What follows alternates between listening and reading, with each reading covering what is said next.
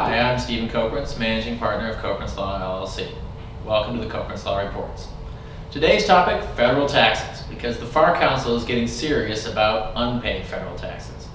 Under a new FAR provision that takes effect in February of 2016, the government typically will not enter into a contract with a corporation that has an unpaid federal tax liability, unless that liability is being contested or is being timely repaid.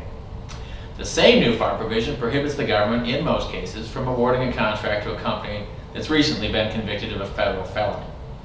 On December 4th, 2015, the FAR Council issued an interim rule implementing these procedures.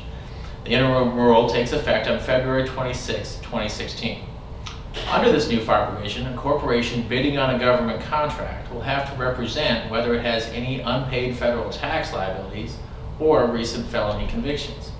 If the offeror responds yes to either of these questions, the contracting officer cannot make an award unless an agency suspending or debarring official has considered suspension or debarment and determined that this action is not necessary to protect the government's interest.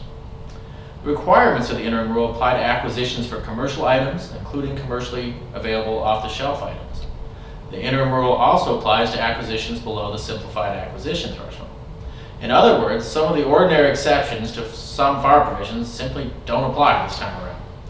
Fortunately, though, the interim rule recognizes that corporations may contest assessed tax liabilities or may enter into an agreement with the IRS to timely pay back taxes. Under these circumstances, the contractor ordinarily would not be required to answer yes under the new representation requirement. Now, no such nuances exist with respect to felony convictions. The same interim rule will require a yes response anytime the corporation was convicted of a federal felony within 24 months preceding the offer. The FAR Council is accepting public comments on this interim rule until February 2nd, 2016.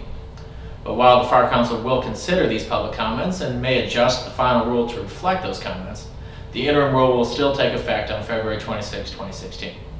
That means that federal contractors should be prepared to answer questions regarding unpaid taxes and federal felony convictions very soon.